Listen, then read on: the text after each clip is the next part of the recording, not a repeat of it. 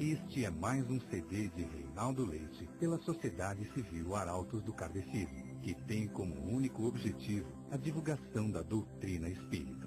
Faça bom proveito e divida com quem você ama. Nós estamos sendo convidados aí para poder abordar umas questões muito modernas e grande preocupação de toda uma sociedade, que é a questão do relaxamento e da meditação. Fala-se muito em meditação, fala-se muito em relaxar. É que os apertos da vida moderna criaram síndromes várias. E entre as síndromes várias que temos da ansiedade, por exemplo. A ansiedade, a rigor, é o futuro que não chegou. O ansioso, ele está sempre pensando para frente, para aquilo que não veio. E, claro, esquece o presente. Uma vez ou outra ele vai para o passado para poder ter pontos de referência, mas ele não se preocupa com o presente. Ele está fazendo o presente, mas já está com o olho no futuro, está vendo as coisas lá para diante, e isso causa aquilo que se chama ansiedade. Então a pessoa ansiosa, ela fica altamente preocupada. Por quê? Porque o tempo de trabalho que ela tem, o tempo de que fazeres, ele sempre é curto, sempre 24 horas do dia é pouco. Ele então o que faz? Quando está exausto, ele vai para tentar dormir.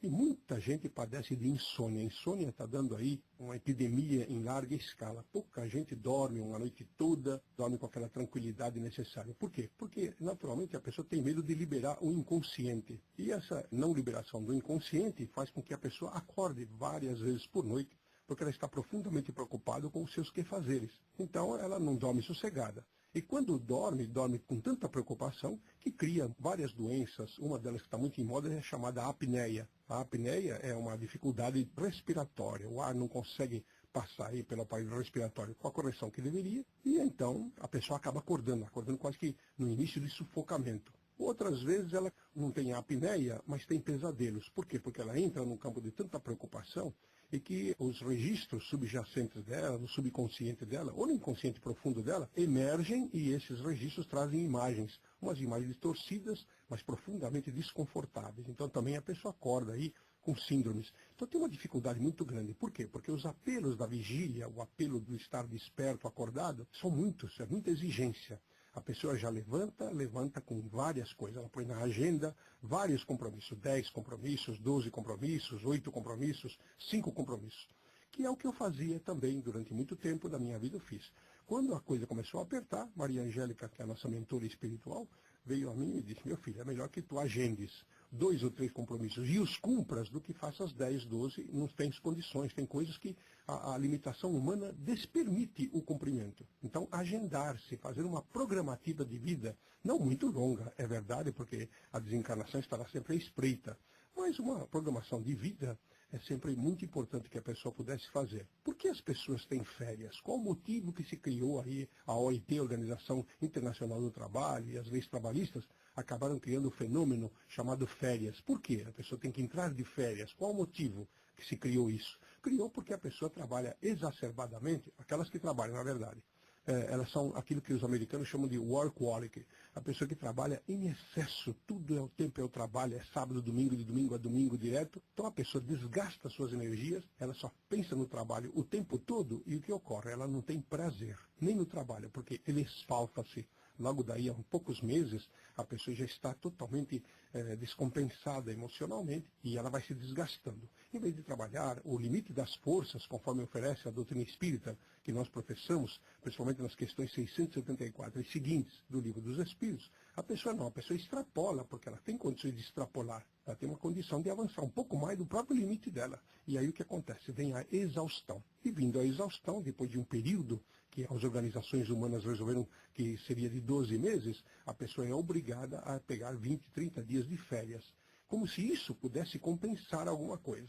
Mas normalmente o ser humano que é atarrachado no trabalho, que é altamente perturbado nessa questão de deslimitação de tempo, ele não tem organização, ele também, claro, ele não organiza as férias dele. A única organização de férias que ele pode fazer, se tiver abonado financeiramente, é pedir para uma agência de viagens que possa fazer um programa para ele para uma turnê. E essa turnê é feita para tal cidade, com praias, ou vai para o interior, ou viaja para outro país, ou coisas parecidas. Mas é um tal de pega a mala, tira a mala, desce a mala, entra no hotel, vai ver o museu não sei das quantas, vai ver isso, vai ver o obelisco, vai ver a estátua não sei de quem. E as pessoas chegam no fim do dia, elas estão exaustas, e foto daqui, foto de lá, para coisa nenhuma, quando não é a filmadora. Que a pessoa, em vez de aproveitar o ambiente, ela fica filmando tudo para depois mostrar para os outros, porque ela não vai ver nada e ela nem aproveita coisa nenhuma. Isso sem contar com o excesso de gastos que tem, porque a pessoa está na euforia daquilo que euforia dá, mas negativa, é claro, e ela gasta além do próprio limite. Então, como o cartão de crédito, que é uma das grandes obsessões modernas, ele é muito fácil, porque ele passa na máquina e aquilo, é tão simples, é tão fácil de gastar. Mas quando vem a fatura depois, ele arranca os cabelos, ele fica totalmente enervado, fica perturbado, e aí ele se exaure mais ainda dos tônus vitais que tem, claro, premonindo a própria doença que vai chegar, a perturbação emocional, que vai solapando todos os neurônios, que pode trazer aí os cânceres da vida, as enxaquecas, as dispneias, as dispepsias e as perturbações aí psicomentais. Então nós temos aí esse absurdo que existe de fazer férias, por exemplo, que é uma coisa que deveria vir para repousar, mas as pessoas que a criaram, hoje os cientistas estão percebendo que não é bem este o caminho que deveria ocorrer. Mas, ao contrário, a pessoa deveria trabalhar um período de horas até o limite das suas forças, com profundo prazer, então elas deveriam escolher aquilo que lhes dá prazer fazer, porque o que dá prazer não cansa com facilidade, e ter um tempo depois, uma organização, para poder ter o tempo do lazer, o tempo do bom sono, da boa alimentação, o tempo para o prato. Hoje as pessoas comem no fast food, como se fala nos americanos, a comida rápida. Então, quando não come sanduíche, que compromete toda uma organização fisiológica, principalmente a intestinal, estomacal, ela vai e come aqueles pratos rápidos, porque ela vai naquele por quilo. Então, ela come muito depressa, porque o outro está coçando a pessoa, está perturbando ela está olhando no relógio todo o tempo. Então, não tem tempo para um passeio digestivo, não tem tempo para um lazer, não tem tempo para uma música, porque a pessoa é escrava do trabalho. Então, daí porque a palavra trabalho, muita gente durante muito tempo não apreciava, como muitos também não apreciam até hoje, porque a palavra trabalho, ela vem do latim trapalis, que quer dizer instrumento de tortura. Então a pessoa criou, dentro do próprio verbete de trapalis, que criou a palavra trabalho, ela criou a síndrome vibratória de alguma coisa altamente sacrificial, profundamente torturante. Então, por causa disto, a pessoa não se organiza, e ela não se organizando, porque ela é perturbada, ela desorganiza aqueles que lhe são subalternos. Então, o executivo, o chefe aí, o boss, ele tem aquela perturbação de querer aparecer cada vez mais, porque ele tem que, claro, fazer melhoria para a própria empresa, que tem interesse, porque ele paga um ordenado muito elevado, e também ele tem aí os bônus, e aí as gratificações e os benefícios. E com isto, ele escraviza os subalternos até arrancar o couro dele. E essas pessoas vibram contra. Então, se percebe nas grandes empresas as vibrações contrárias, né, do subalterno contra o chefe, contra o outro imediatamente inferior ou imediatamente superior, e assim por diante. Então, é uma sintonia vibratória altamente patológica. Daí porque as pessoas hoje, elas têm muito câncer, têm muitas dificuldades aí pulmonares, elas fumam em excesso porque é sistema nervoso e elas têm que descarregar essa situação em alguma coisa. Então descarregam ou no tabagismo ou no alcoolismo, que está muito em moda agora. As crianças já começam desde cedo, 10, 12 anos, porque observam seus pais ou seus tutores e vê que isso é importante, e a própria mídia também faz um incentivo a isso. Então as crianças já começam muito cedo a esta perturbação, naturalmente diminuindo a faixa da reencarnação, que elas estão programadas, e desencarnam aí com 20, 30 anos de idade, as pessoas já estão desencarnando, ou pelo menos aquelas que chegam aos 40 já estão envelhecidas, tanto que parecem pessoas de 80, já estão curvadas aí, perturbadas. Por quê? Porque não tem prazer. Porque essas pessoas não aprenderam que é preciso ter lazer para ter prazer e prazer para ter lazer. As pessoas não limitam isso, não têm condições, porque é uma máquina tão atormentada, atormentando, que a pessoa não consegue absolutamente nada. E isso traz consequências, como já falamos, organológicas, psicológicas. Nossa, as clínicas hoje de psicologia estão altamente lotadas de gente. Não só as TI, que são as terapias individuais, mas as TGs, que são as terapias de grupo. Os laboratórios da psicologia buscam aí cada vez mais maneiras de tentar orientar essas pessoas altamente perturbadas, que estão profundamente viciadas. E, claro, elas não conseguem produzir como pensariam que deveriam ser. Como elas não conseguem produzir, porque ela tem também limite, então, como dizíamos antes, ela atormenta o subalterno para que faça o trabalho, a fim de que esta pessoa, que é o superior, o executivo, possa ter uma boa estampa perante um outro chefe, o superior hierárquico, que também está tão perturbado quanto, só que ele não demonstra. E a situação é uma síndrome em cadeia de altas perturbações. E por isso que as empresas hoje, elas são perfeitamente impessoais. As pessoas trabalham, e daqui a pouco a pessoa é despedida pura e simplesmente porque ela não vale nada, assim como nós não valemos nada perante a sociedade governamental. Porque para o governo nós somos apenas um número que significa contribuinte, ponto. Hoje, o alto executivo, quando ele completa 50 anos, se chega a tanto e se aguenta, ele não percebe. Mas na escala evolutiva, ele está com alguém que já está tentando pisar nos calcanhares dele. E aí a organização se reúne, aí se reúne o conselho da empresa e diz, olha, você está com 50 anos, então vai fazer uma viagem para o exterior, aí depois nós vamos aposentar você vai ganhar bem, mas você já não é mais necessário. E a pessoa diz, mas como? Eu estou com 50 anos, mas eu estou ainda forte, eu tenho intelecto suficiente, tenho ideias novas para poder evoluir, desenvolver. Não, você já é velho, não dá mais condições, você já está cansado, nós vamos aposentar você, e é isso que tem que ser feito. E a grande maioria dessas pessoas, elas se aposentam, e se não tiverem o que fazer, que é a grande maioria que não se programa para poder fazer as coisas, elas se aposentam e ficam aí perfeitamente atormentadas, porque elas não têm o que fazer e começam a andar no começo, dizem que vão fazer várias coisas, que vão viajar, que vão estudar, que vão ler, que vão escrever livros, que vão fazer conferências, que vão se dedicar à religião, vão se dedicar mais à família, mas depois entram numa rotina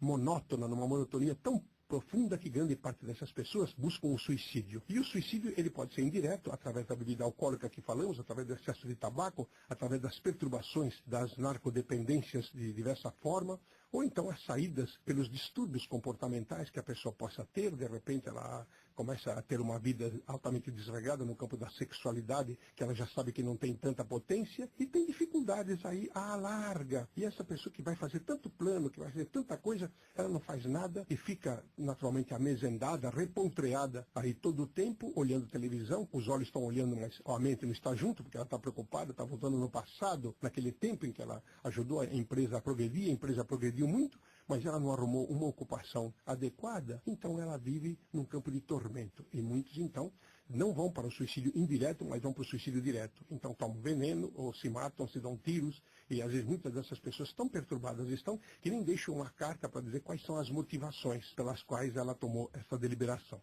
Então nós percebemos que o tempo da vida moderna hoje, se não houver um certo controle de limite de forças proposta pela doutrina espírita que nós professamos e que cuidou entre as grandes leis trazidas por Deus, ao nos criar, porque Deus nos criou, Deus nos deu vida e nos deu inteligência. E deu leis, várias leis, a lei de conservação, lei de adoração, lei de amor, lei de causa e efeito, lei do livre-arbítrio, enfim, várias leis. E entre elas deu a lei do trabalho. E esta lei, que é do trabalho, um trabalho que já deixa de ser aquele trapalho, aquele instrumento de tortura, mas é alguma coisa prazerosa, em que permite que o espírito, pelo seu livre-arbítrio, pelos pontos de referência das leis divinas que ele tem, ele possa, então, ter prazer de produzir, e tendo prazer em produzir com a limitação necessária e dando naturalmente pela sua própria multifocalidade psíquica tempo para o seu lazer, para as suas saídas, para o seu tempo de família, o seu tempo para os seus livros, o seu tempo para os seus estudos, o seu tempo para o cinema, para o teatro, para a diversão, para comer pizza com a esposa e os filhos, ou sua esposa, ou os amigos, se ele for solteiro. Não importa, ele terá uma vida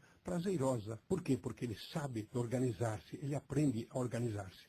Então, há que ter tempo para tudo, diz o Eclesiastes, que é um dos grandes livros bíblicos. É tempo para tudo, tudo precisa ter seu tempo adequado. E se o homem não arruma o tempo adequado para todas as coisas, ele faz muito menos das coisas, para depois, na velhice, ele começar a lamentar aquilo que não fez e tem dificuldades. Então as pessoas vivem hoje nessa condição, e o nosso contributo aqui, muito modesto, porém profundamente fraternal, é também nós começarmos a pensar juntos a respeito dessa situação. Afinal de contas, cheguei em tal idade, não importa a idade que você tenha, você que está me ouvindo, mas o que importa é, bom, você chegou a tal idade a ponto de poder ter interesse em ouvir aquilo que eu estou falando. Então, já que chegou nessa condição, então você está num grande ponto aí de que pode fazer uma transformação, porque dentro das leis nós temos a lei do livre-arbítrio que nos permite a movimentação. Então, quando eu sou causa, me sujeito aos efeitos, determinismo. Mas a causa é de livre-arbítrio. Então, eu posso replanejar a minha vida. Para que correr tanto? Para que diminuir tanto as minhas potências fisiológicas para papéis? Porque eu sou escravo dos papéis, escravo do telefone, escravo dos horários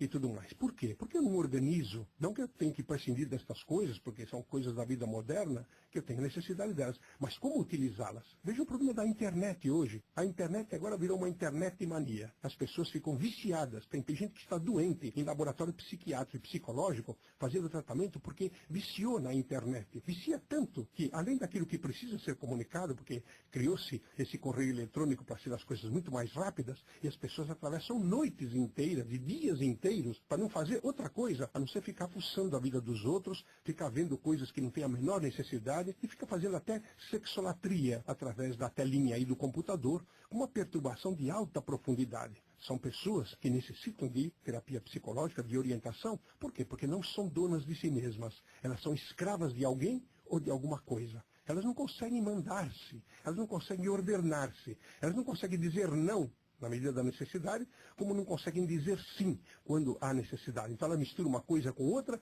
e se escraviza totalmente. Veja só que, se nós começarmos a ver o problema da escravidão, e a escravidão que veio dos índios, a escravidão que veio dos negros, o Brasil tem um karma aí a cumprir, se é que alguém gosta da palavra karma, que está muito em moda, então por que o Brasil tem um compromisso aí com a raça negra? Por causa disso, ela fez a escravidão. Mas, por outro lado, imaginemos se os negros escravizados, que eram em muito maior número, como é na África, por exemplo, um pequeno grupo na África, liderados por Pieter Botha, eles escravizaram aí, fizeram aí misérias na África e tudo mais, até que o Nelson Mandela, outro negro que ficou 27 anos preso, começou a se insurgir, porque ele começou a pensar. E pensando, ele começou a liderar. E liderando, ele chegou até o alto posto da presidência da República, trazendo uma grande etapa, uma grande alavanca de progresso para a África. Então, os escravos, que eram em muito maior número, se eles tivessem um tempo de pensar, não se escravizariam, podiam se insurgir. E na insurgência eles poderiam debelar essa coisa da escravidão. Por que não fizeram isso? Qual o motivo? Porque eles estavam escravos da própria condição escravocrata de que eles eram dotados dentro do campo do racismo, das dificuldades que tem. E aí, claro, muitos deles se levantaram contra e pagaram com a vida este levantamento, mas começaram a insuflar nas pessoas de que é necessidade de que alguém venha avisar. A bondade divina, então, de vez em quando nos manda, em determinadas etapas da vida, nos manda os missionários e os coloca em todo o setor sociológico, em todas as vertentes sociais, para como alguém que levanta e vem trazer ideias novas, ainda que no começo não é aceita, ainda que de pronto é sacrificado, ou é mirada por sacrifício e coisas parecidas, mas vai deixando as suas ideias. Porque houve tempo em que o ser humano, ainda orgulhoso e profundamente egóico, ele achava que matando a pessoa ele matava as ideias. Mas é um equívoco muito grande, porque as ideias acabam ficando. Os grandes homens do passado, que para o mundo espiritual retornaram, e alguns deles já voltaram para a Terra pela bênção da reencarnação, as ideias deles proliferam até hoje. Veja o Cristo Jesus, por exemplo, a quem seguimos. É uma personalidade que, pelo calendário atual, que é o calendário gregoriano, ele disse coisas 2000 anos passados que parece que falou ontem. Basta traduzir do aramaico para o linguajar português de agora e nós perceberemos que ele está falando coisas da atualidade, são ensinamentos eternos, coisas que vão nos mexendo na alma. Quanta gente se estimula com essa personalidade. E por quê? Porque ele tinha tempo para tudo. Jesus tinha um organograma, ele montou uma sociedade que não deu muito certo com os 12 apóstolos, mas o seu organograma, as suas ideias é que deram certo, que até hoje nós estamos falando delas. Ele se montou num organograma, ele com Deus, de tal maneira, de tal sorte que hoje ele se tornou guia e modelo de humanidade. Então nós podíamos tornar guia e modelo de nós mesmos, o que é a grande dificuldade que o ser humano no campo do modernismo tem. Nós começamos a pensar dessas dificuldades que a pessoa arruma para ela, essas dificuldades aí que ela encontra e às vezes está tão escravizada como um polvo que vai crescendo, crescendo e através dos tentáculos vai nos envolvendo e cada vez vai nos apertando cada vez mais, vai nos estrangulando e sugando as nossas energias, porque o povo vive da sucção das energias das suas próprias vítimas. E por quê? Qual o motivo que o ser humano chegou a essa circunstância? Por quê? Porque alguém diz que time is money, quer dizer, tempo é dinheiro. A pessoa vem com essa coisa de que tempo é dinheiro, tempo é dinheiro, tempo é dinheiro, e o dinheiro então acabou, que é uma coisa boa, que é muito importante ter, e o Espiritismo se assenta muito bem nisso, naquela coisa de servir a Deus e a Mamon, então, ou dar a César o que é de César. Então o Espiritismo é a favor da materialidade. Ele é contra o materialismo, é verdade, mas é a favor da materialidade. Ter os bens materiais, os bens que a gente necessita, os bens que nos dão conforto, porque afinal de contas a gente trabalha tanto, tem que ter aí uma expressão externa de progresso, como ponto de referência de progresso. Isso também veio através da própria fala de Jesus, que disse, não amais a quem ou o que vedes, como podeis amar a quem ou o que não vedes, se referindo ao próprio Deus. Então nós temos que amar as coisas que temos, adquirir aí as roupas que necessitamos, quanto mais modernas melhor, porque, bem, adquirindo os bens materiais, nós estamos ajudando as pessoas que os confeccionaram, estamos aí revolucionando a marcha da economia, a marcha da indústria, do progresso, enfim, ajudando as pessoas. Então não deixa de ser uma forma de caridade, idade querida, de fazer as coisas para poder, claro, ter aquele conforto. Vivemos num tempo de muitos equívocos. Estamos profundamente equivocados. E pagaremos, naturalmente, esses equívocos, se não nos despertarmos em tempo, pagaremos aí com o rebaixamento etário na Terra, então diminuímos a nossa reencarnação e viemos para cumprir um programa para morrer. Hoje, o homem tinha que morrer mais ou menos, o homem e a mulher, com 120 anos. E daqui 5, 10 anos, deveríamos morrer com 150 anos. Lúcidos, perfeitamente lúcidos. Mas veja que isso aí é aves rara. Raramente alguma pessoa vive tanto tempo. Ela vive 60 anos, 70 anos. Isso se o imposto de renda não mata a pessoa antes. Por quê? Porque a pessoa tem aí uma vida totalmente destrambelhada. Ela tem uma vida perturbada. Ela está sempre preocupada com os outros. Ela não se preocupa consigo mesma. Ela tem aí, meu filho é tudo, minha mulher é tudo, meu marido é tudo, meu emprego é tudo, meu carro é tudo, meu dinheiro é tudo. E ele não é nada. Tudo é dele, é fora. Não é? Ele não se dá o respeito de coisa nenhuma. Então ele diminui o tempo de idade. E o problema também não seria tanto esse, de diminuir o tempo aqui, que a gente morre e pronto, e a porta no mundo espiritual de retorno. Aí, um tanto quanto ressabiado, profundamente decepcionado, quando a consciência chega, mas não importa, isso não seria o grande problema. A dificuldade é pagar alto preço através de um fenômeno chamado dor, para poder depois desencarnar, para poder morrer. Então nós pagamos com a dor, pagamos com as dificuldades. Então vemos aí senhoras com 40 anos que parecem com um cara de 80, todas enrugadas, toda caída, apesar do make-up, apesar da maquiagem, apesar de arrumar o cabelo, apesar de fazer massagem aqui, massagem ali, e anda para lá e anda para cá. E essa mania da magreza, as magricelas das mulheres, hoje são um problema. A gente vê aquelas varetas andando, aqueles esqueletos ambulantes que só tem um rostinho bonito e o resto, pelo menos, não tem a menor atração, que ganham milhões, mas são escravas desses mesmos milhões porque não podem comer. E muitas delas vão para as drogas, vão para as bebidas alcoólicas, porque isso não engorda, dependendo do tipo de bebida, é claro. E aí são perturbadas, têm dificuldades, e são procuradas pelos jornalistas aí, os chamados paparazzi. Então essas pessoas não têm vida particular, não têm sossego para o sono, noites e noites de ensaios para as coisas, isso no campo artístico, no campo das modelos, enfim. É uma vida muito difícil, os próprios cantores, homens também têm uma vida profundamente exacerbada. Então a pessoa diminui o tempo da Terra, o que não seria grande coisa. O problema é pagar com a dor, isso, como dizíamos antes, pagar com a doença, que é a grande dificuldade aí do momento. Então não haveria uma maneira de modificar isso? Claro que há maneiras tantas. Veja, o orientalismo é muito mais rico do que o ocidentalismo. Embora vibratoriamente o ocidental, ele quer trazer o orientalismo para dentro da própria expressão dele, não consegue, porque o oriental tem outro campo vibratório, é outra maneira de viver, é outro tipo. E o ocidentalista, ele inveja o orientalista, que vive muito mais tempo.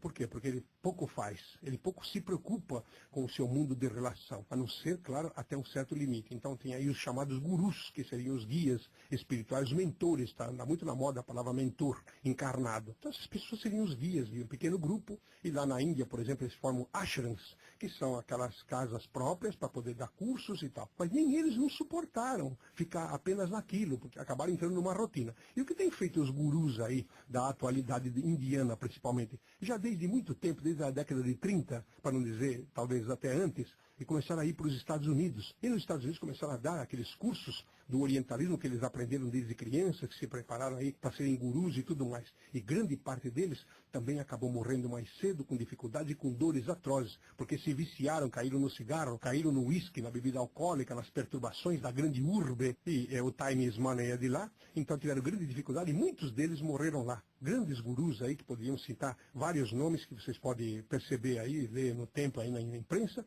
você vê que muitos deles morreram porque foram tragados pela própria síndrome, pela própria opressão, pela ansiedade, não é? Essa depressão, esse estresse que o ocidental acabou envolvendo esse oriental, e ele teve dificuldades e acabou não suportando. E outros espertamente, quando perceberam que estavam sendo agarrados por essa pressão, por essa síndrome de pânico, esses estresses, essas obsessões, né, esses transtornos compulsivos, obsessivos, essas dificuldades aí, o que fizeram? Tomaram o seu avião e retornaram para a Índia, e lá estão até hoje, muitos deles já desencarnaram com idade muito avançada, e outros já estão aí com idade avançada ainda, trabalhando aí e tudo mais. Então, por quê? Por que o ser humano ele tem que chegar numa condição dessa? Por que ele não para se enxergar, já que ele é detentor do livre-arbítrio? Não, ele não quer parar para enxergar. E aí o que ele faz? Porque ele não quer enxergar-se, ele quer que alguém enxergue por ele. Então aí o que ele faz? Ele mergulha ou psicólogo, então ele faz análise de 450 anos que ele vive na Terra, ele quer fazer análise o tempo todo, ou ele busca um guru, e esse guru pode ser um religioso, pode ser um médium espírita orientador, pode ser um pastor da igreja,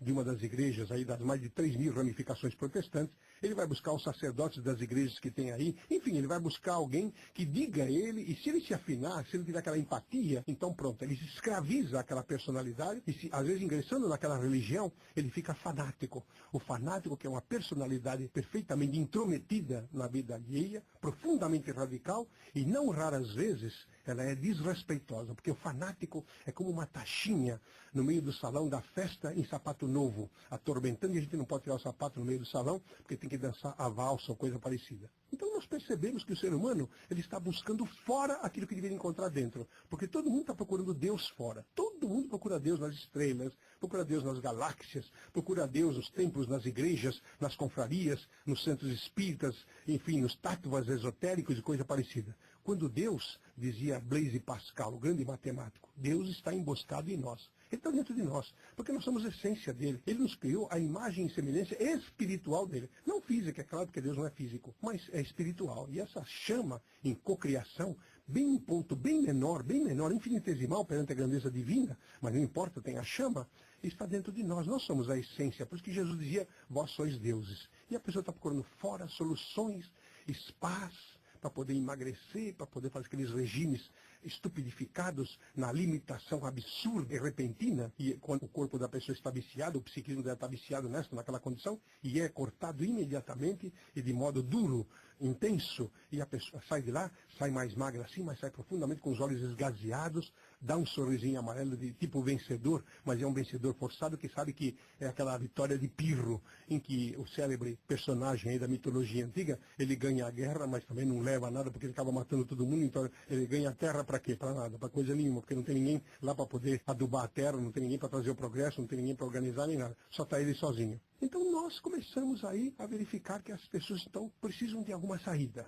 Que saída é? Bem, a saída pode ser o culto religioso, depende de como você faz, como você vai encarar esse culto religioso. É aí a turnê de lazer, vai viajar no transatlântico, ou vai pegar um avião e vai viajar a vários países para ver tudo aquilo que eu já falei, ou vai ficar em casa, sentado numa poltrona, vendo programas televisivos, ou vai ler um ou outro livro para depois cair de sono e de tédio, porque você não está acostumado, e às vezes nem a leitura você sabe escolher, quanto menos o programa de televisão lá que você deveria assistir, não assiste, porque aquilo é tão enfadonho, é todo dia a mesma coisa que você, então, não sabe como sair e você se fecha no sono. E quando você se fecha no sono, você dorme na poltrona, aí com um copo de uísque do lado, se é que você tem poder aquisitivo para isso, não é a cerveja mesmo, senão é a cachaça, e fica ali, ou então pega o jornal para poder ver a notícia de crime, ou ver a notícia daquilo que se chamava esporte. Era um esporte antigo, que era uma coisa muito boa um tempo, e que agora chama-se futebol, que é uma verdadeira praça de guerra, em que um do time contrário quer matar o outro do time aí que está favorito e coisas parecidas. Então você vê que a vida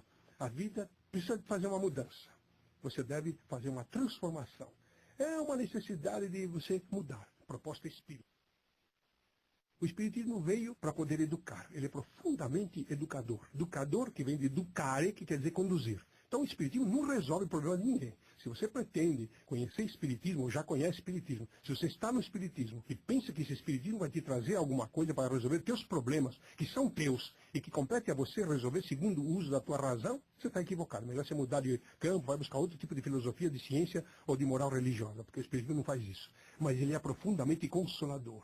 Ele é profundamente orientador. Ele é profundamente promotor. Ele veio para promover o ser humano. Despertar nele aqueles talentos, conforme está no item 6 do 16º capítulo do Evangelho segundo o Espiritismo, que Jesus conta uma parábola lá em que o Senhor da herdade vai viajar e chama os 3 serviçais mais importantes da herdade, e a cada um dá um certo número de moedas, que naquele tempo chamavam-se talentos. É claro que ele usou esse linguajar há 2.000 anos passados, imagine. Ele tinha que usar esse tipo de simbologia para poder dar a lição, porque as lições dele são parábolas, são lições com fundo moral.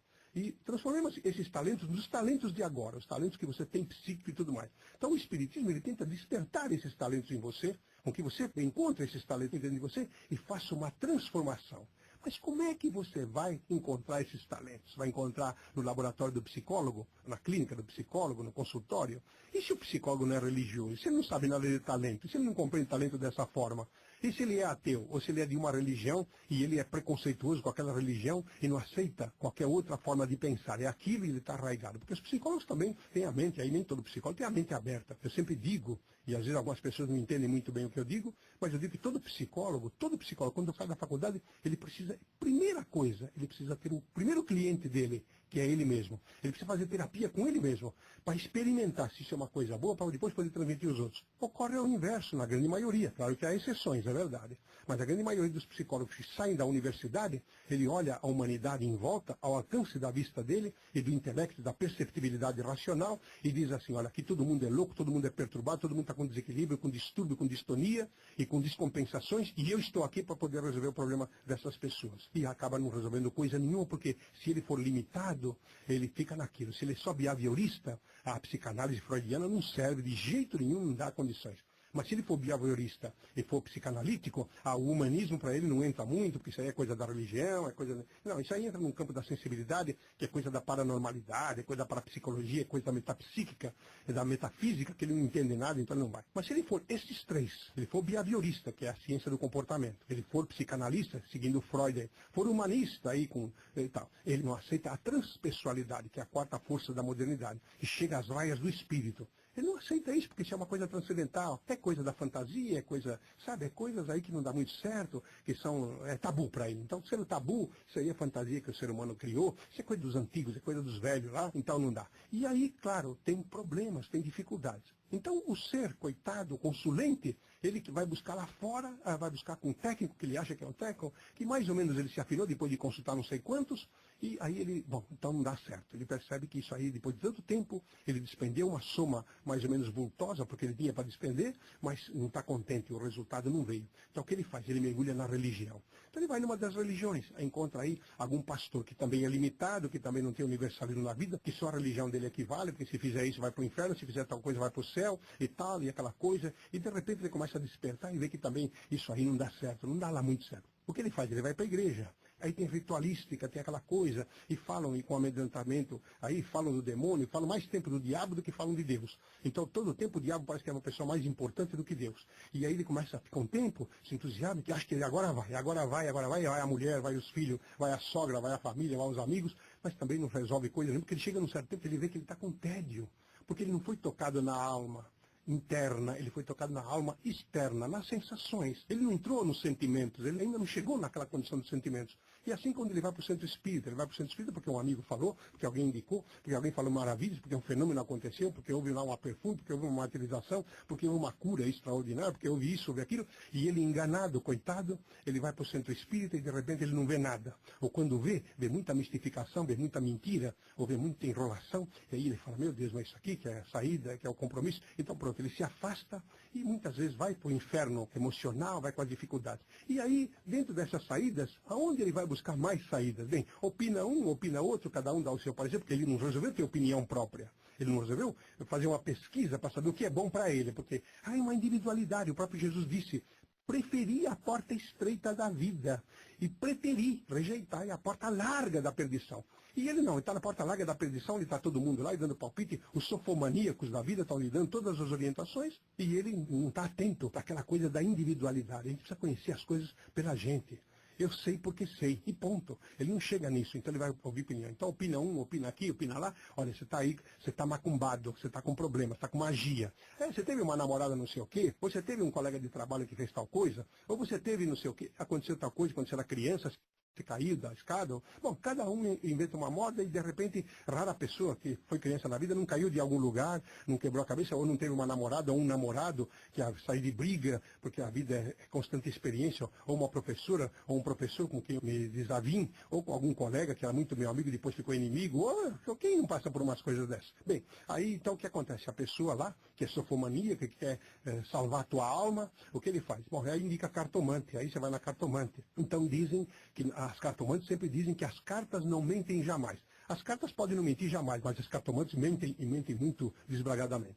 Então aí ou vai lá na cristalomancia, ela vai ler a bola de cristal, ou vai ler a borra do café, ou vai fazer tal trabalho, ou aí vai para a Umbanda que é muito vulgarizada e que, graças a Deus, hoje ela está sendo resgatada aí por pessoas de alto coturno, missionários na terra, vieram aí para poder trazer aquilo que é a própria essência da Umbanda, que é a seriedade de trabalhos, e eu tenho muitos amigos aí que estão trabalhando, se empenhando nisso, para trazer a seriedade com que a Umbanda veio para a terra, através dos grandes missionários, das potestades espirituais. Mas o homem, como vulgariza tudo, porque ele é próprio vulgar, né? Ele sendo vulgar, ele não pode ser outra coisa, e o que está no ambiente de meio dele também se vulgariza. Ele vai lá buscar também solução. Então é entrega na cachoeira, entrega na encruzilhada, entrega aqui, entrega lá e tal, e não resolve a vida de coisa nenhuma.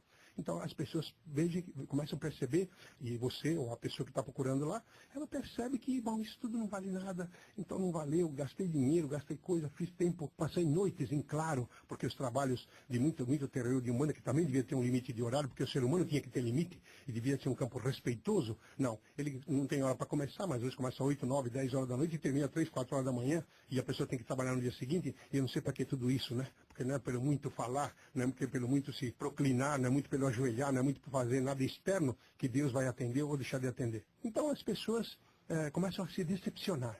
Então ele vai buscar muitas coisas e acaba não encontrando nada. Então ele fica um tanto quanto ressabiado, começa a ficar perturbado, fica revoltado com as religiões, e aí não aceita nenhuma, e aí começa a fazer críticas, e tem dificuldades, porque ele não sabe delimitar aquilo que é sério no campo da religião, que é a própria essência religiosa, dividindo ela do religioso, do expressador daquela religião, que é um ser humano igual a ele, e que tem suas limitações, que tem aí seus apetites, que tem seus vícios aí. Quantos religiosos que pregam nos púlpitos e pregam nas tribunas aí, os espíritas, principalmente que eu conheço, que são pessoas que pregam e falam com emoção e choram, Senhor Jesus e não sei o quê, e dentro de casa são verdadeiros tiranos, verdadeiros déspotas, profundamente viciados, atormentados aí, e querem pregar moral para os outros, porque para ele não precisa de moral nenhuma, porque ele nem acredita naquilo que ele prega para os outros. Ele fala para os outros porque acha bonitinho o que alguém escreveu, coisa parecida, mas para ele isso não serve nem para os dele. E a família fica um tanto quanto aturdida. Os filhos que lhe veem o exemplo ficam aturdidos. Começa a vibração negativa. Então nós estamos nos tempos aí de muita perturbação, perfeitamente dispensável. O ser humano não precisa correr tanto, porque a pressa é inimiga da perfeição. E quem faz mal faz 2 vezes, 3 vezes, 4 vezes, 10 vezes. Então não otimiza tempo, que é uma das coisas que é uma grande preocupação da atualidade. Então a pessoa não tem uma organização de vida. Maria Angélica, a propósito, a nossa mentora espiritual, alguns anos passados, ela até psicografou uma mensagem que foi para mim.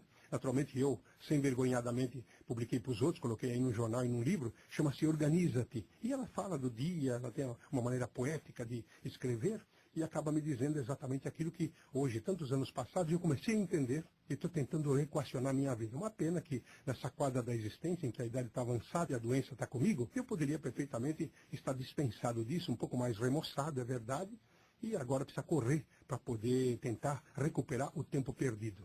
E Maria Angélica diz que tempo perdido não se recupera. O que se pode fazer é aproveitar o tempo presente. E o tempo futuro, quando chegar, será presente também, e a gente vê o que, essa coisa de, eu preciso correr para recuperar o meu tempo. Não vai recuperar nada, porque aquilo que passou, passou. Água passada não move moinho, não adianta ser uma faceta do pensamento perfeitamente equivocado. Então você gasta tempo lamentando, porque eu perdi tempo, porque não sei o que, não aproveitei, não estudei, não trabalhei, não construí, não fiz nada e tal. E aí o que acontece? Vai desencarnar, sem muita bagagem, sem muita coisa, e pronto, aí não é espírito completista, toca para o mundo espiritual, sofrer as consequências do remorso que traz a culpa, que gera a reparação, a retificação, aí depois a expiação, as dores, aí, as dificuldades. Então, o que fazer? Bem, a pergunta é, o que se pode fazer? Então, os orientalistas trouxeram uma coisa que há muito tempo, muito ocidentalista também já faz, que afinal de contas, espíritos reencarnados, tudo aquilo que parece novo, não o é. O que está é renovado, isto. E atualizado, claro, porque senão você fica no velho e antigo, já pensou? Eu andar com aquele Fordeco 28, 29, e a condição aerodinâmica do automóvel não tivesse melhorado, e os aviões continuassem ainda no 14 bis, lá do Santos Dumont, ficaria muito difícil a vida, ficaria problema. Não, a lei é do progresso, é uma das leis de Deus, que o Espiritismo também estuda, que é a lei de progresso, questões 776 seguintes do Livro dos Espíritos. Então tudo progressiona, e nós temos que progressionar de acordo com a própria evolução natural do progresso.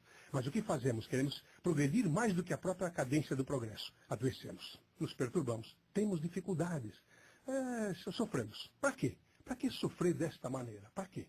Então a pergunta é, o que eu posso fazer para poder me transformar? proposta espírita. Entre tantas propostas boas na Terra, temos aí a proposta espírita que nós professamos. E a proposta espírita é: conhece-te a ti mesmo, que também não é proposta dela, que o espiritismo, a doutrina que criou, não. Essa proposta foi trazida por Sócrates, que também a leu lá no templo de Apolo, na cidade de Delfos, na Grécia Antiga. Ele foi lá para consultar uma pitonisa, lá, uma vidente naquela época e tal, que seria a médium que dava orientações, porque os médiums sempre estiveram na Terra para dar orientações, não importa o nome e o título que tiveram, e ele foi lá para poder também se consultar, tirar algumas dúvidas dele. E quando ele chega bem no pórtico do templo de Apolo e vê lá aquele Gnoxi Auton, conhece-te a ti mesmo. E aí ele acabou trazendo isso e criou uma filosofia muito profunda chamada filosofia maiêutica, que é a filosofia da introspecção. E dentro disso, o espiritismo também se baseou. Só que tem uma coisa: quando o Sócrates viu essa placa, Gnoxi Auton, Nocete Ipsum em latim, ou em bom português, conhece-te a ti mesmo, pouca gente fala da outra plaqueta que tinha embaixo. Tinha outra plaqueta embaixo dessa placa, que pouca gente lembra, ou nem lembra, e nem fala, e nem anda, em poucos registros aí foi colocada. Mas embaixo tinha outra plaqueta: nada em demasia. Nada em demasia. E justamente nós estamos fazendo nesse tempo agora, tudo em demasia. Tudo atormentado. Então vivemos na ansiedade, vivemos na depressão, síndrome do pânico, um desaire, um cansaço, uma estupidez, uma falta de educação, falta de ética, falta de estilo, uma raiva do mundo e a violência graçando. O homem vai para a violência porque ele está violento, e violento ele é, como ele se transforma em besta-fera, então aí os assassinatos. Por quê? Porque o outro também está perturbado, e a que perturba, você passa do limite, às vezes vem a arma, a dificuldade, vem o ataque, e aí estão as grandes cidades, as grandes urbes, sofrendo com essa coisa da violência, que a polícia, as autoridades, enfim, judiciárias, não conseguem debelar, porque elas também são vítimas da própria violência em que elas estão tentando debelar e não conseguem. E a violência, ela começa a ser modificada dentro de nós como um fenômeno chamado paz. A paz começa dentro da própria pessoa. Mas como ela vai buscar essa paz se o instinto fala mais alto? Ela não tem educação. Até fazer, ela faz treino para tudo. Ela treina para corrida de São Silvestre, ela treina para o ciclismo não sei aonde, ela treina para andar de pentáculo, ela treina para poder fazer o rally não sei das quantas, mas ela não treina todo dia para fazer modificações. Então, vem vindo uma coisa no campo como coisa moderna, mas é coisa muito antiga, chamada relaxamento e meditação. As pessoas me pediram que eu falasse alguma coisa a respeito. Só fiz esse preâmbulo para que você possa ter uma ideia do próprio retrato em que você está. E eu acho que talvez grande parte das pessoas, não sei se você está nesse campo, mas imagino, porque é tudo o problema da existência atual. E aí vem essa coisa do relaxar. Relaxar. A pessoa quer relaxar. Então, o que ela faz para relaxar hoje? Vai para a bebida alcoólica. Ela relaxa e pronto. E se relaxa. E se relaxando, ela vai para a doença, ela vai para a dificuldade, vai para o distúrbio comportamental, porque a pessoa quer relaxar tanto que passa do limite. Porque o vinho desatrela a língua e as outras bebidas desatrelam a própria pessoa. Então ela vicia porque ela acha que aquele estupefaciente, aquela substância etílica, vai lhe relaxar. Então a pessoa relaxa. Chega sexta-feira à noite, hoje é sexta-feira, é o dia da cerveja, é o dia do vinho, é o dia do uísque, é o dia de tal. E ela vai lá para o bar ou vai lá para o restaurante, depende do poder aquisitivo, e vai lá para relaxar. E relaxa tanto, que se relaxa na mesa às vezes, e precisa sair muitas vezes carregado, precisa chamar a polícia, ou chamar os seguranças do local, para poder tirar ali a pessoa quase semicadavérica. Aí começa um dos grandes cancros da sociedade moderna, que chama-se alcoolismo. É essa dipsomania, que é uma compulsão férrea, obsidente, de fuga da pessoa. Então, ela, para relaxar, ela precisa fumar um cigarro. Então, ela fuma um cigarro. O cigarro tem alcatiol, selatiol, tem alcatrão, substâncias altamente cancerígenas, mas ela não quer saber. Ela precisa ter um ponto para poder descarregar as suas coisas. Então, ela pega, põe o cigarro na boca. Então, fuma, compromete os pulmões, vem o enfisema pulmonar, vem o campo cancerígeno aí, as dificuldades, e ela morre de asfixia, um sofrimento atroz. Ou então, as outras drogas mais substanciais, que a polícia tenta perseguir, faz a coisa. Ela não persegue a pessoa que bebe cerveja, ao contrário, porque estimula, já que dá muito imposto, dá muito tributo para o Estado. A hora que esses estupefacientes outros aí, que hoje são proibidos, amanhã tiverem impostos, certamente o governo vai pouco se lixar para a tua saúde. Aliás, ele também não tem que se preocupar com a tua saúde, quem tem que se preocupar com a tua saúde é você mesmo, porque você tem que ter razão. Quem tem que gostar de você é você mesmo. E não sou eu que estou ensinando isso. Jesus já dizia, para amar a Deus e amar o próximo sobre todas as coisas, é preciso amar você em primeiro lugar. Você tem que se amar a si mesmo. Se você não se ama a você mesmo, o que você vai querer? Esperar que o outro te ame, que o outro faça, que o outro resolva por você? Isso é puro egoísmo. A porta é estreita da individualidade. Então você precisa se gostar. Você precisa começar a raciocinar aquilo que é bom, saber escolher o que é bom para mim e o que não é. Você modifica esse padrão, pronto, você segue mais adiante. Mas a grande maioria não faz isso, ela vai buscar fora. Então, esse relaxamento, ele é altamente pernicioso. Tão pernicioso quanto essa coisa do workaholic, esse movimento, esse estresse, essa expressão absurda que a pessoa anda na rua, ela está tão atormentada que, às vezes, ela se movimenta para se manifestar com alguma coisa, e uma coisinha pequena que podia ter passado no trânsito, por exemplo, ela já sai de arma em punho, ou já sai com os punhos fechados para fazer dar murro na pessoa, ou para xingar, para vociferar, palavrões. Isso não é só de homens, que um tempo era só da boca dos homens que sai isso. Sai da boca das mulheres hoje, as mulheres falam cada palavrão tão cabeludo que eu mesmo, eu fico até meio perturbado, porque são palavrões que eu nem entendo muito bem, e alguns deles até eu catalogava como elogios. Eu só percebi que não era elogio pela expressão que a pessoa falava. São nomes tão modernos aí, de xingamento, que nem eu não saberia. E vindo de boca de mulheres que têm uns lábios bonitos, que têm uma cara dentária bonita, têm uma tez bonita, mas saem cada palavrão, cada coisa, que a gente fica um tanto quanto abismado. Elas parecem uma besta fera quando sai para poder fazer a sua condição feminista, em contraposição ao machismo que se criou, quando, afinal de contas, Deus não criou nem macho, nem fêmea, a não ser nos animais. Homem e mulher ele criou. E deveriam se respeitar como homem e mulher, porque um precisa do outro, uma grande caudal evolutiva. No entanto, não se respeita coisa nenhuma. Então, esse relaxamento, que ele fica se repoltreia em casa e tal, não tem dado muito certo, não dá. Então, aí o que ele tem que fazer? Bom, ele tem que meditar. Meditar, meditação, meditação, meditação. Ação de medizer coisas. Alguém faz uma ação externa, o anjo da guarda, o guia espiritual, seja lá quem for, o benfeitor e tal. Ele vem e medita coisas. E também eu medito coisas daquilo que o meu intelecto saiba. Eu começo a dar palavras de ordem para o meu psiquismo. Como é que eu faço isso? Colocando agenda. Eu agendo o meu dia. Então, eu tenho 10 coisas para fazer. Olha, eu vou marcar 2 ou 3. Se sobrar tempo, eu faço alguma a mais. Mas eu sei que não vai dar porque eu tenho limite. Isso chama-se disciplina, que vem através da meditação.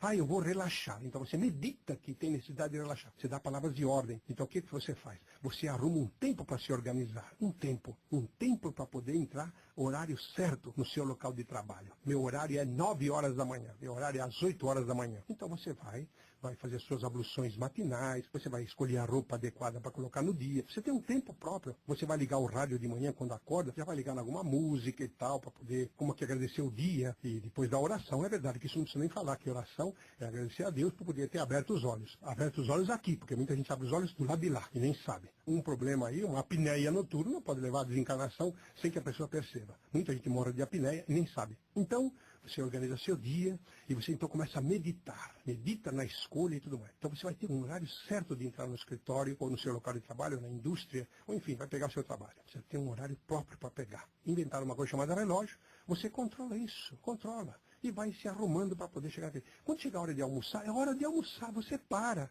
Nada é mais importante do que seu almoço. Muita gente não almoça. Por quê? Porque o papel escravocrata está ali presente. Quem está atrás do papel, que é dono do papel e da exigência, está ali para poder te escravizar, te atormentar, porque ele também é outro candidato à desencarnação em todos aqueles períodos e daquelas maneiras que eu já falei antes. Então, você vê que você precisa ser exigente com você mesmo. É teu horário. Então, você deveria ter um tempo para poder almoçar sossegado. Almoçar sem falar muito, sem muito lufa-lufa, sem muito grita-grita. Dentro de você, silêncio, para poder comer. Olhar o prato, olhar para ele e agradecer. Isso já é uma forma de relaxamento, uma forma de meditação. Ah, sim, eu sei. Você fala de meditação, aquilo que você leu aí, tem que colocar na posição de asana, segundo o hinduísmo, então você tem que colocar as pernas cruzadas, as mãos para cima, na posição de lótus, com as palmas para cima em condição dadivosa e com os olhos fechados para entrar em êxtase. Aliás, os chineses também fazem isso. Então fazer, outro precisa deitar, ele deita de decúbito dorsal e tal, ele fica ereto, aquela coisa, então ele tem que entrar com a transcendência e tudo mais.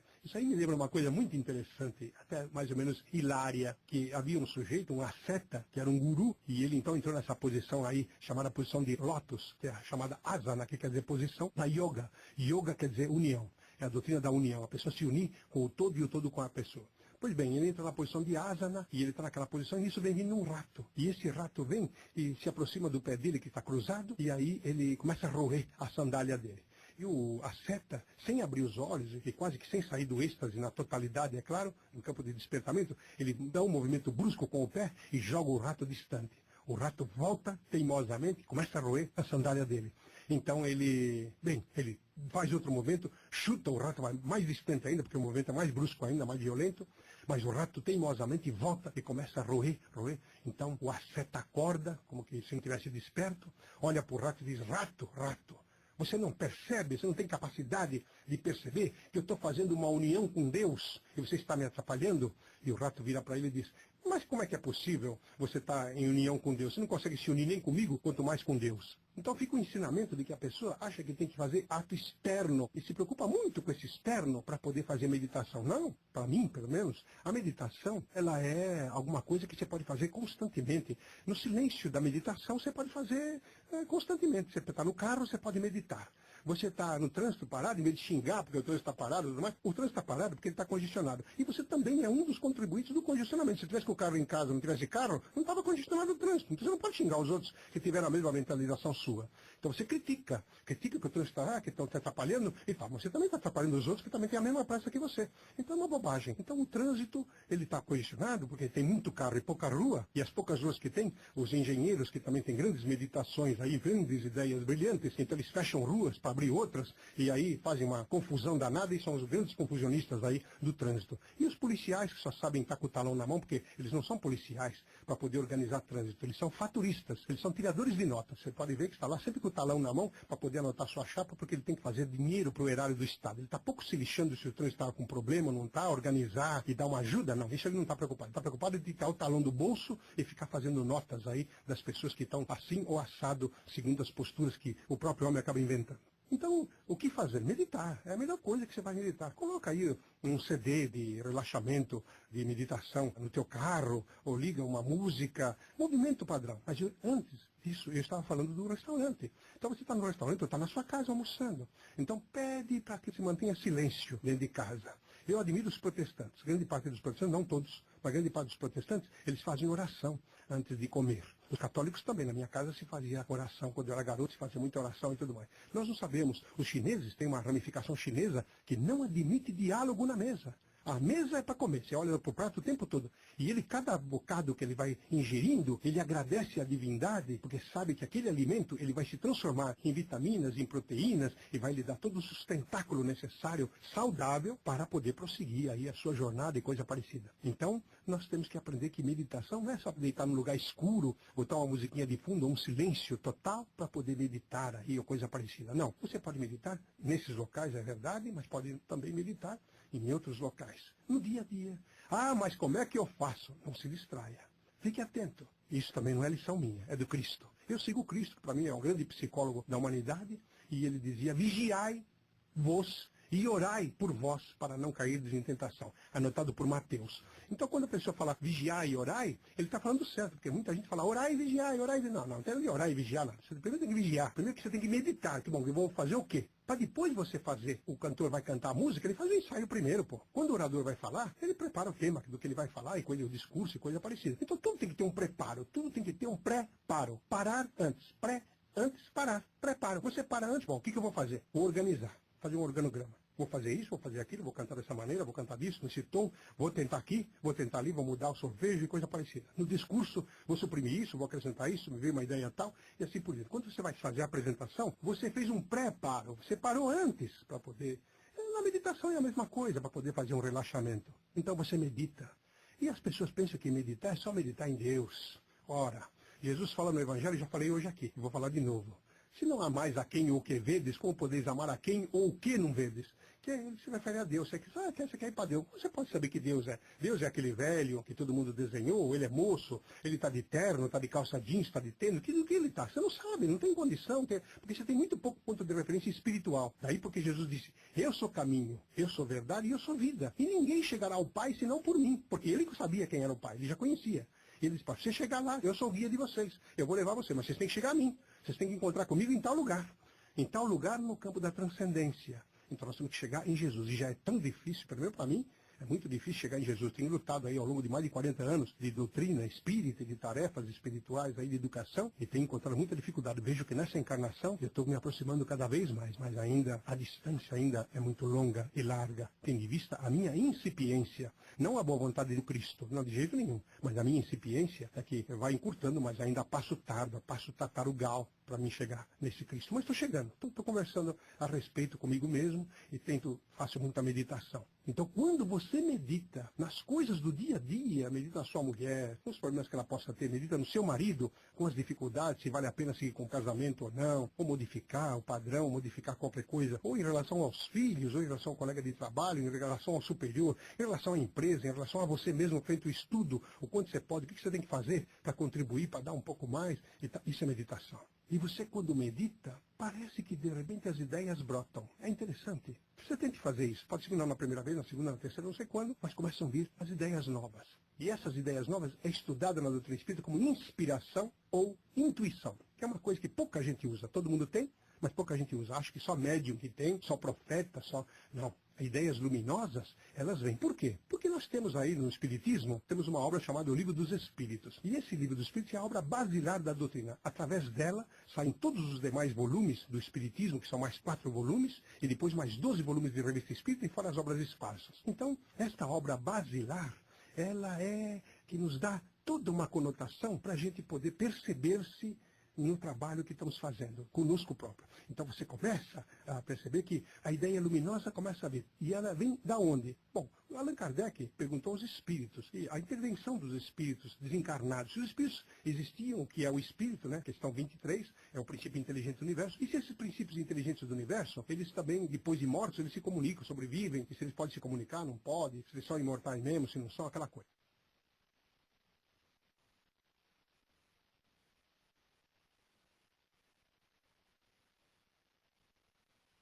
Então aí os espíritos dizem para ele que sim, que tanto que eles estão falando com ele, então eles prosseguem na jornada da imortalidade e que claro que eles intervêm, intercedem, eles se interrelacionam com o mundo material, tentando ajudar os homens encarnados, que são seus irmãos também, a também progredirem, atingir facetas, que isso também é bom para eles poderem subir em hierarquia. Um dos grandes trabalhos é ajudar. A função do forte é proteger o fraco, o forte intelectual, não só o forte físico. O intelectual também. Então tem essa condição de eles intervirem, que está nas questões 456 e seguintes do Livro dos Espíritos. E é bom que você tenha uma lida boa nisso e dê uma estudada, depois você vai a 489 que trata dos guias, dos anjos, dos espíritos amigos, dos benfeitores espirituais, que estão toda hora conosco, é só a gente abrir as portinholas, digamos assim, do intelecto, da percepção, e claro, receberemos aí as intuições adequadas.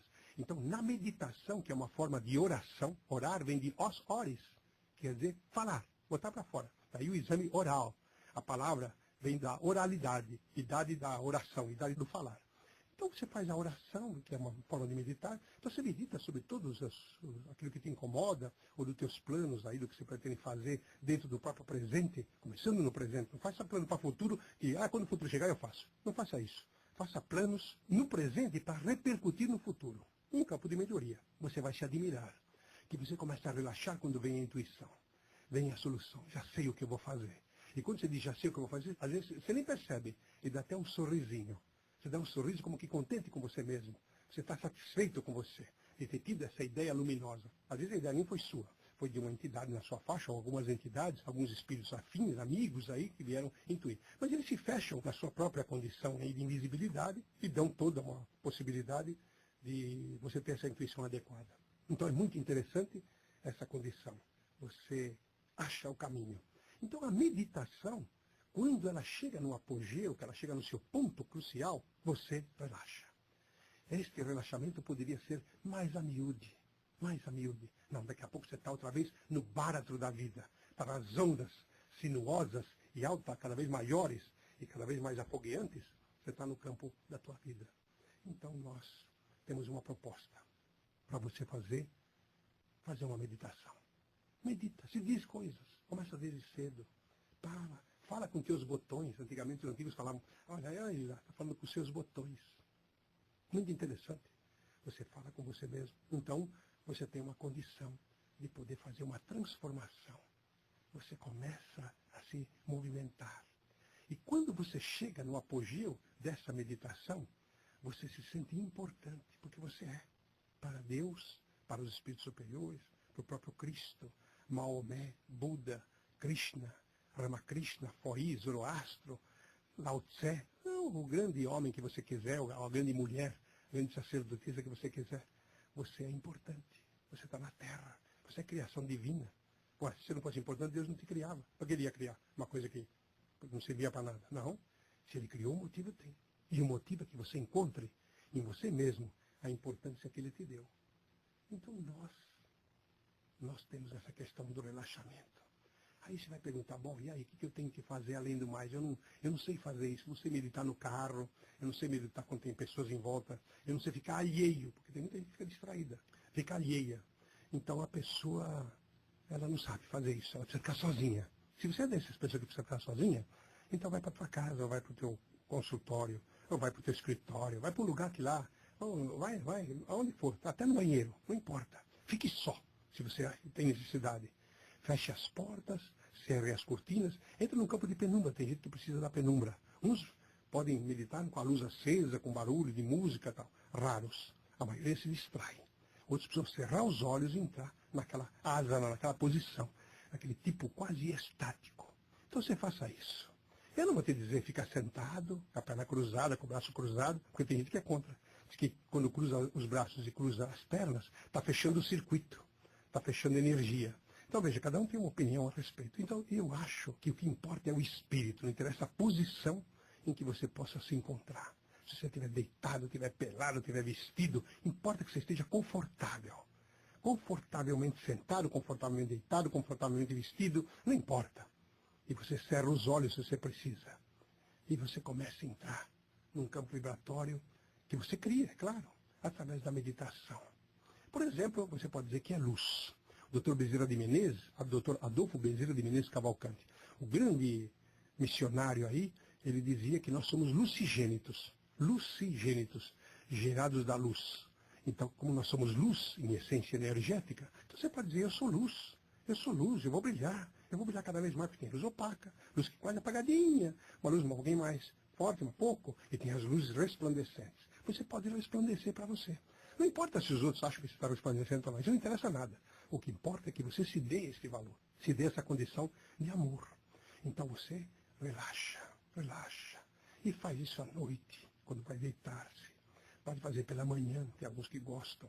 À tarde, se você tem, não importa a hora, o momento. Para se ligar com as coisas de Deus, ora, Deus vige em nós às 24 horas do dia e talvez até mais, fora de um horário biológico que nós agora estamos começando a ter ideia do que é. Então, como Ele está de plantão conosco, porque nós somos essência dele, não importa a hora, importa a vontade, o momento. E você começa a meditar. E meditando você relaxa. Posso sugerir que você relaxe, porque veja lá, muitas vezes você vai fazer meditação e está tenso, está teso, duro, enrijecido, deitado. Você nem percebe. A gente tem muito torcicolo, muita dor de pescoço, muita dor de ombro, porque está tenso e não percebe. E o corpo começa a se ressentir, porque você está tensionando o sistema nervoso aí, neurológico. Daí porque vem aí esses desportistas aí, até inventaram que o esporte é uma coisa tão boa, né, no tempo da máxima de Juvenal, né? Mens sana e corpore sano, né? Mente sã e corpo são. E a pessoa acabou tão perturbada, até que ela acabou contaminando o próprio esporte, que acabou criando esporte radical. E muita gente está morrendo nos esportes radicais, porque nem esporte não sabe fazer. Então nós percebemos que você pode começar a se tocar se você não está tenso. Então começa na cabeça, no centro do coronário. Vê se não está tenso com a cabeça, não está perturbado, não está com os dentes apertados, crispados, a parte superior com a inferior, está tudo lá. E a tua respiração? Como está? Está respirando perturbado? Como que é isso? Como é que está a tua respiração? Como está essa dificuldade? Então, controla a tua respiração. Dá uma cadência respiratória. Os yogis são muito bons para isso, muito bons. Eles fazem uns exercícios muito importantes aí. Então, há uma necessidade natural de que nós temos aí uma condição de poder modificar. Então, você começa a se olhar. Não, se você não ama o que você vê, o que você sente que é você mesmo, como é que você vai olhar em volta? Nada disso. Começa aí. Aí você começa a relaxar. Relaxa os músculos, veja a respiração, veja o movimento aí do aparelho digestivo, veja o movimento aí das pernas, como estão, se estão tranquilas, relaxadas. Relaxa. Faz até um movimento de relaxamento. Essas posições aí que muita ginástica ensina. E aí você começa a transcender. O que te preocupa? Os teus filhos, o diagnóstico do médico, o emprego, o dinheiro no banco, que você acha que não está o suficiente. O que é? Depois que você faz isso, você se pergunta, mas vale a pena me preocupar por isto? Vamos dizer que você tem um filho que é drogado. É uma preocupação, o filho que é drogado. Mas se ele é drogado porque quer, ou porque ele foi envolvido por outro e tudo mais. Você adianta ficar perturbado com isso? Não. O que importa é que você mantenha a serenidade para conversar com ele serenamente. Mostrar serenamente a ele os riscos que ele está correndo. Ah, a menina, sua filha, ela agora está tendo uma vida meio doidivana, está usando umas roupas aí que não são lá muito decentes, ela está usando a sexualidade, a sensualidade e tal, está equivocada. Adianta você ficar perturbado, dar murro na mesa, dar uns tabefes, fazer coisa, expulsar? Não. Você tem que manter o relaxamento, manter a serenidade. E serenamente, ainda que com certa energia, dizer a ela dos perigos que ela está correndo e tudo mais. E assim por diante, assim será com o chefe, assim com o trabalho, assim com a aquisição das coisas. Então veja, o relaxamento vindo pela meditação. Ainda querer relaxar sem meditar. Porque você perde um tempo danado, porque você não relaxa, porque não medita. Você tem que se ditar ordens, palavras de ordem, de que você tem que ficar relaxado. Então você começa. Ah, na primeira vez é difícil. É como andar. O médico mandou eu andar por causa das minhas doenças. Mandou eu andar. Diz que andar faz bem. E é verdade. Eu acho que andar é uma bela coisa. Porque você medita muito quando anda. Então, meditando, você relaxa a mente. E o corpo vai andando naquela cadência. Ora, na primeira vez eu andei 15 minutos, já comecei a botar aí a língua para fora. Depois eu comecei a andar 20 minutos, andar 40 minutos e assim foi. Vai andando até uma hora já por dia. Tem algumas pessoas que andam até mais e tudo mais. Então tudo tem que ser numa cadência. Maria Angélica diz que a grande jornada começa no primeiro passo. A grande escalada começa no primeiro degrau. Vai com calma. Você vai fazendo isso todo dia. Reserve um horário, observe esse horário, mas nem que a vaca tussa, que chova canivete, que venha lá, você peça licença. Porque se te der uma diarreia, se te der um ataque cardíaco, você vai ter que adiar todos os compromissos. Não vai ter que fazer isso? Então faz de conta que deu uma importância dessas aí. E você diga à pessoa, por favor, para esperar um pouquinho. Vá lá. Nem que for 15 minutos, medite. Mas não fica lá. Se fecha lá e está preocupado com o outro que está lá fora esperando. É problema dele. Quem manda ele vir nessa hora? Você, às vezes, marca um horário justamente porque você tem que ter disciplina de horário. Se o outro chegou antes, também é problema dele. Talvez ele não quer que ninguém o espere. Então deixa ele esperar. Acho que no horário certo você vai atender. E faça o relaxamento. Busque a oração. Orar é uma coisa muito boa. Muita gente fala que rezar é bom. Mas rezar é falar coisa da boca para fora. E orar é trazer o sentimento espiritual para fora, na interligação com a divindade, com o espírito superior, com o espírito guia, com o anjo da guarda, o santo da preferência. Não importa. O que importa é ligar com a potestade, ligar com o cosmos, ligar com a natureza, os ecologistas que gostam disso. Ligar com a natureza, agradecer a árvore, agradecer a fruta, agradecer o pomar, agradecer o mato, o capim, o lago, o oxigênio, enfim. Isso também é uma coisa muito boa. Então nós temos que fazer essa condição, reservar um dia para as coisas. Então, como fazer isto? Porque é tão difícil, às vezes, e eu concordo que é muito difícil. O que fazer? Começar a agendar, de novo, veja aquilo que eu falei no começo. Você agende isso, e olhe toda hora a agenda, e faça um esforço, a não ser que seja um caso muito, muito grave, que é imprescindível você atender de pronto, você não fuja daquela rotina que você acabou criando. Você vai se relaxar daqui a um tempo, claro que no começo não. Mas daí um tempo, você vicia nisso, a boa coisa do vício. Porque não sei se você sabe, todo mundo que quer se livrar do vício, não bota outro vício no lugar. O que acontece? Volta para o vício antigo em dobro. Se ele bebia uma garrafa de cachaça por dia, ele bebe 2, 3, até entrar em coma. Se ele fumava um maço de cigarro por dia, ele vai fumar 3, 4, porque o psiquismo dele vai querer compensar os cigarros não fumados nesse tempo e coisa parecida. Então toda vez que você pretender sair de algum vício, bota um outro vício no lugar. Um vício positivo. Tira do vício negativo, você transforma num vício positivo. E meditar é muito bom, como andar é bom, como relaxar é bom. São coisas boas para a saúde. Você não exagere. Tem gente que está meditando aí a vida inteira, né? Que é o Dolce Far Niente. Quer que o mundo acabe em barranco para morrer encostado e tal. Não, você tem que saber que Jesus, a quem eu sigo, disse, meu pai trabalha e eu também trabalho. Então você tem que trabalhar. E relaxar. E meditar também é uma forma de trabalho. É uma forma de labor. Você está botando os seus neurônios em funcionamento, você começa a fazer auto-irrigações interiores, você faz como Francisco de Assis, que muita gente achou que ele era infantil, que ele era exagerado, mas foi uma das grandes personalidades psicológicas do seu tempo. E olha que ele morou na Úmbria, antiga, na Itália, lá na Úmbria, antiga, lá pelos idos de 1200 e tanto. Então veja, e ele fazia isso, irmão Sol, irmã Lua, irmão Sangue, irmão Corpo, irmã Roupa, ele chamava tudo de irmão. Por quê? Porque a roupa estava vestindo ele, porque o oxigênio estava lhe dando vida, de respiração. Ele é um ser que psicologicamente ele transcendia o próprio entendimento, ao ponto de que muita gente não entende a função, não entendeu a função de Francisco de Assis na Terra. Então, nós temos que aprender essas coisas. Essas coisas não são antigas, não são modernas, elas são profundamente atuais.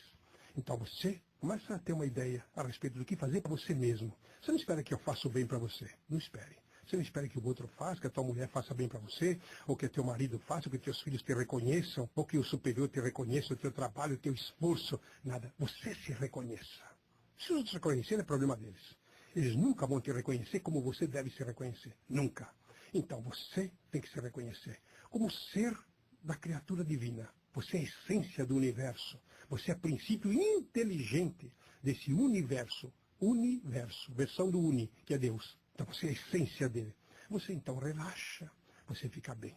Você vai saber o que comer, então deveria saber, modifica. Há uma técnica moderna agora, os cientistas estão sempre avançando, criando coisas, uma técnica tão moderna, que é cópia antiga com nome novo, que é a terapia agora alimentar, através do tipo sanguíneo. Então, de acordo com o teu tipo de sangue, eles sabem a tua personalidade, como fazem os astrólogos. A astrologia também tem uma grande faceta, uma grande responsabilidade por isso. Os mapas astrais da vida aí, então.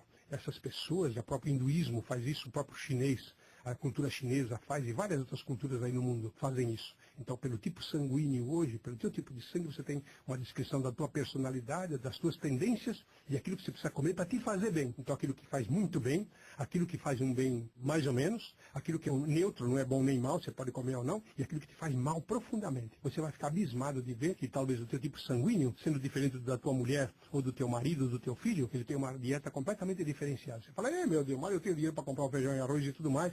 E está difícil. Mas aí vem a essência da força mental. Aquilo que você ingere, você colocando a tua pressão vibratória pela meditação. Você relaxa, se tranquiliza, porque aquilo que você está ingerindo vai te fazer bem. Seja na comida, seja na bebida. E a melhor bebida de todas até agora, ainda insubstituível na Terra, chama-se água. E esta água, os espíritos têm usado muito, não só para batizar ao longo do tempo, nas culturas antigas e ainda modernas, não só para benzer, para coisa nenhuma, mas também para beber. E a água que mata a sede. E os espíritos trazem medicação, colocam, e se você fizer uma sintonia, você faz a meditação, pede para que a água seja magnetizada com a medicação de que você precisa, ou com os elementos que você precisa, com a alimentação que você precisa, aí etérea, transcendente. E aí você relaxa para ingerir aquela água. E cada gota, você vai olhando, espiritualmente, é claro, pelo pensamento, de que ela está irrigando todo o teu corpo, ela está encharcando aquilo que é necessário do teu corpo para poder fazer com que o teu aparelho digestivo funcione, o teu aparelho respiratório fique mais tranquilo, a parte sanguínea se movimente bem, a parte cerebral seja irrigada, que a dopamina, a endorfina, a serotonina, enfim, se façam presentes, a noradrenalina, se façam presentes e você tem irrigação para poder pensar melhor, ter uma boa memória e tudo mais. Olha, o corpo é o templo do espírito. Para você conhecer o espírito, você precisa conhecer o corpo. Porque o corpo reflete muito do teu espírito, muito. Então você tem que se conhecer. Tem que se conhecer e se dar valor. Se você fizer esses relaxamentos com certa constância, você vai saber o quanto você é importante, como eu disse há pouco. O quanto você é importante para você. Você não tem que ser importante para sua mulher, para o seu marido, para os seus filhos, para a sogra, para o vizinho, para os amigos. Não. Isso é captação que eles vão ter da energia que você vai emitir desse convencimento. Se você não emitir esse convencimento, você não é. Você é o retrato de você mesmo. Então você vai modificar o teu padrão vibratório em você, para você, não para os outros. Não, eu sou espírita, por exemplo. Eu não sou espírita para os outros. Eu levo o espiritismo para os outros. Apenas levo. Mas eu não sou espírita para os outros. Eu sou espírita para mim. Eu não sou médium para os outros. Eu sou médium. Eu sou médium para mim. E de mim eu transmito aquilo que é bom e, claro, passo para os outros. E os outros captam se querem, porque cada um é de acordo com as suas próprias sintonias, de acordo com a escala espírita, questões 98, 100 e seguintes do livro dos Espíritos. De acordo com a escala evolutiva dele, hoje, modernamente, o pessoal chama de nível de consciência. De acordo com o nível de consciência, a pessoa capta. Então, o relaxamento, ele vem pela meditação. Sem a força da mente, ainda que instintiva, ainda que peristáltica, você não consegue agir, não se movimenta nada, não mexe o braço, não faz nada. Então, por que não começar a atentar para essa força trazida pela razão que se chama meditação? Você tem a ação de se dizer, ou a ação de alguém te dizer alguma coisa. E você concordando, você acordando-se, aceitando essa condição, você então o que faz? Você relaxa. E relaxado, você fica muito mais disposto. Depois de uma caminhada, depois aí de um exercício, você vai tomar aquela ducha, mais ou menos fria, mais ou menos quente, e morna, não muito quente, não muito fria. Você sai do banho, aquela languidez.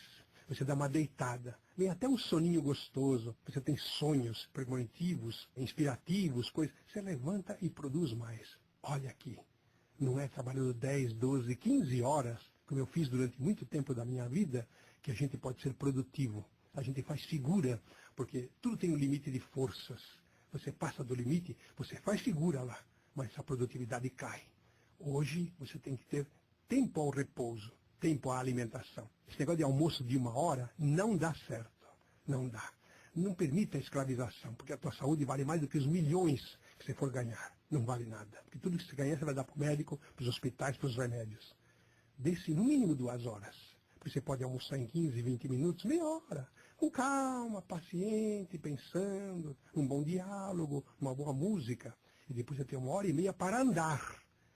Porque todo mundo tem prisão de ventre, a grande maioria tem dificuldade digestiva. Porque sai correndo e vai sentar na poltrona de novo, lá do escritório, para poder cumprir lá seus trabalhos, não dá tempo de digestão. O estômago nem ainda foi avisado de que a comida caiu nele, de repente, como alguém que nos acorda bruscamente quando estamos dormindo sossegados, aquela comida cai, mas nem chegou lá, ele não teve tempo ainda de nem raciocinar o que está chegando, o que não está, o que ele divide aqui, o que ele divide lá. E essa digestão é feita lentamente, e às vezes nem digestão não é. Fica tudo parado lá, dando aí as questões do cólon, câncer de intestino, que está muito na moda hoje, e tudo mais. Tanto que o intestino é chamado de segundo cérebro. Imagine, o segundo cérebro. Quanta gente tem problema digestivo grave e tem um humor terrível. Por quê? Não se dá o tempo do relaxamento. Não se dá tempo à meditação para relaxar. Porque para relaxar, você precisa meditar. Bom, eu vou chegando no finalzinho. Acho que já falei bastante e tive muita condição de meditar naquilo mesmo que eu falei. Grande parte com auxílio aqui dos espíritos nutricionistas que aqui estão. E eu agradeço, não vou nominá-los todos aqui, porque eles também nem querem que faça isso. Então sou grato a essas 3 entidades que aqui estão. E a Maria Angélica, nossa mentora, que vai nos auxiliando na inspiração do que devemos falar. Naturalmente a responsabilidade do enunciado é minha. Mas a inspiração é dela e desses espíritos amigos nessa condição de relaxamento e tudo mais. Pessoas nutricionistas, pessoas ligadas aí ao orientalismo e pessoas ligadas ao ocidentalismo aqui estão nos dando apoio. Então você vai saber que eu não sou privilegiado. Ninguém é privilegiado. E todos somos privilegiados por sermos criaturas de Deus. Ora, em agradecimento a este ser inominável, nós temos que nos respeitar. Respeitar é como alguém que te dá um presente e você destrói o presente. Seria uma ingratidão. Não sejamos ingratos. Você se cuida. Você tem muito valor. Você é muito importante onde está. Dê-se essa importância. Você se dê. Não espera que eu dê, o outro dê. Não, nada disso. Você se dê essa importância. Faz uma organização, faz uma disciplina de vida, sempre meditando, porque uma das grandes belezas da vida, além dela mesma, é poder pensar. Já pensou? Não pensou ainda? Então pensa. Pensa que você pode pensar. E pensando você medita. E meditando você relaxa. Você sabe que tudo tem o seu tempo. Você dá um graças à vida, como diz a cantora espanhola. Você dá um agradecimento à vida, porque, afinal de contas, você é tão importante quanto. Deixo para você o meu carinhoso abraço. Oxalá nós possamos nos encontrar outras tantas vezes quantas forem necessárias, porque eu também me acho importante, se você quer saber. Pelo menos para mim, me acho. Agora, no término desse trabalho, eu estou me achando importante. Porque eu acho que você também é importante, porque todos são importantes. Então, dentro dessa condição, vamos dar hosanas à vida, vivendo bem, tendo aquilo que se chama qualidade de vida. Uma idade qualificada de vida, uma importância que só nós possamos dar por nós. Muita paz e que Jesus continue nos abençoando. Obrigado.